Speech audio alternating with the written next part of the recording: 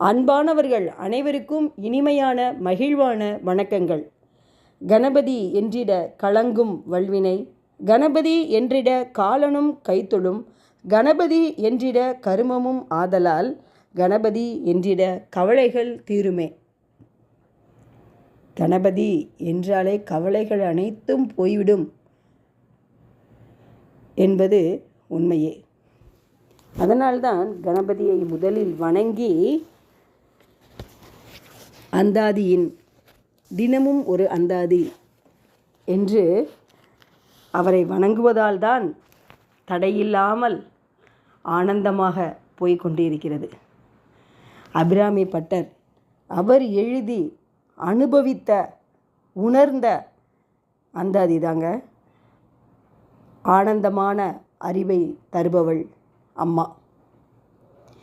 அவளுக்கு பெயர் அபிராமி. மீனாட்சி, காமாட்சி, மாகாளி, கருமாரி எல்லாம் ஒருத்தி தாங்க. அபிராமி பட்டர் பார்த்தது, அவர் பெயர் வைத்தது அவளுக்கு அபிராமி. அம்மா தானே எல்லாத்துக்குமே. அவங்க யாராக இருந்தானே அவங்களுக்கு பேர் என்ன, யாராக இருந்தாலும் அவங்க அம்மா தான். அது எந்த மதமாக இருந்தாலும் சரி, எந்த ஊராக இருந்தாலும் சரி, எந்த நாடாக இருந்தாலும் சரி, அம்மா அம்மா தான். அபிராமி பட்டர் தன் அம்மாவை அபிராமி என்று அழைக்கிறார்.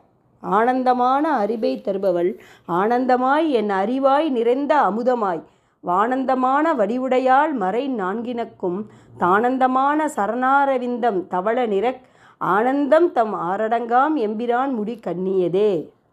11வது அந்தாதி. அந்தாதினாலே என்னங்க, ஒரு பாடலின் முடிவு, மற்றொரு பாடலின் துவக்கம். அந்தம் முடிவு, அந்த ஆதி தொடக்கம். யார் எழுத முடியும்? அந்த அன்னையின் அருள் இல்லாமல் எழுதவே முடியாதுங்க. அந்த அன்னையை உணராமல் எழுதவே முடியாதுங்க. ஆனால் எவ்வளவு உணர்ந்து எழுதியிருக்கிறார் அபிராமி பட்டர். அதை நாம் உணர்ந்து காது குளிர கேட்போமே, காது குளிர பாடுவோமே, காது குளிர படிப்போமே. அபிராமியின் அருள் எளிதாக கிடைக்கும்படி செய்துள்ளார்கள். அபிராமி அன்னை ஆனந்தமயமானவள். அவளை உணர்ந்து அர்ச்சிப்பவருக்கு ஆனந்தத்தை கொடுப்பவள். அன்னை அபிராமி ஆனந்த சொரூபியாக இருக்கிறாள். அவளை சாதாரணமானவர்களால் அறிய முடியாது. இங்கே சாதாரணமானவர்கள் அப்படின்னா அவங்க சொல்கிறது வேறு எதுவுமே கிடையாதுங்க. அவளை நினைக்காதவர்கள் சாதாரணமானவர்கள் தாங்க. அவங்க எவ்வளோ பெரிய பதவியில் இருக்கலாம், எவ்வளோ பெரிய பணம் படோபகாரமாக இருக்கலாம், ஆனால் அவளை நினையாதவர்கள் சாதாரணமானவர்கள் தான். எவ்வளவு உயர்ந்த பயன் தரும் நூலாக இருந்தாலும் கல்வி கற்காதவர்களுக்கு அந்நூல் புரியாது, பயன்படாது. கல்வி கற்றவர்களுக்குத்தான் அந்நூலின் பயன் தெரியும். கரெக்டு தானங்க? படித்தவங்களுக்கு தாங்க என்ன தெரியும், அந்த நூலின் பயன் தெரியும். இல்லைன்னா தெரியாதுல்ல. அதுபோல தாங்க ஆனந்த வடிவாக விளங்கும் இறைவியை அறிவால் தான் அறிய முடியும். ஞான அறிவால் அறிந்து கொள்ளும் நிறைந்த அமுதம் போல ஆனவள் அபிராமி. அவ்வளோதானா? இல்லைங்க. அப்படியானால் வேறு என்ன நிலையானவள்? விண்முதலானாக மண் ஈராக உள்ள ஐம்பூதங்களாகவும் விளங்குபவள். 4 வேதங்களுக்கும் புகழிடமாகவும் திகழ்பவள் அபிராமி. அது மட்டும்தானா அப்படின்னு கேட்டால், திருவெண்காட்டில் தம்முடைய நடன அரங்கமாக கொண்ட சிவபெருமானும் தம் திருமுடியை தாழ்த்தி வணங்கும் திருவடி சிறப்புடையவள் என்றும் போற்றி புகழ்கிறார். திருவெண்காடு நம் அனைவரும் சமரசம் உலாவும் இடம். சமரசம் எங்கெங்கே உலாவும்? எங்கே உலாவும் சமரசம்? நம் நாடி அடங்கி ஒடுங்கி எரிக்கக்கூடிய இடம். அதுதான் சமரசம்.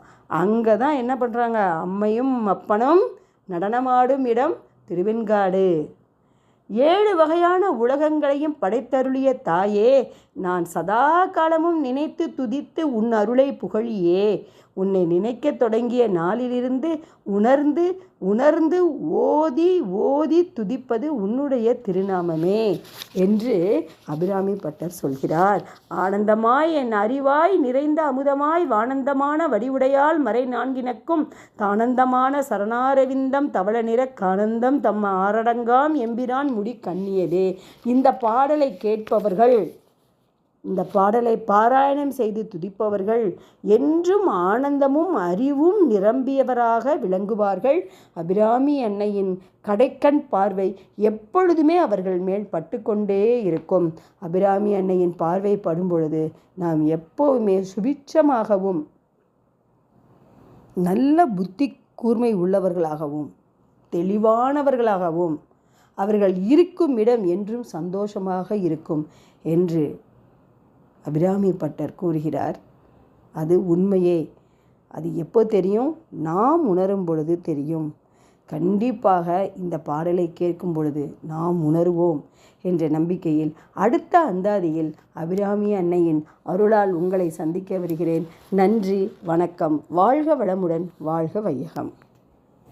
இந்த வீடியோ உங்களுக்கு பிடிக்கும்னு நினைக்கிறேன். லைக் பண்ணுங்கள், ஷேர் பண்ணுங்கள் அண்ட் சப்ஸ்கிரைப் பண்ணுங்கள். தேங்க்யூ.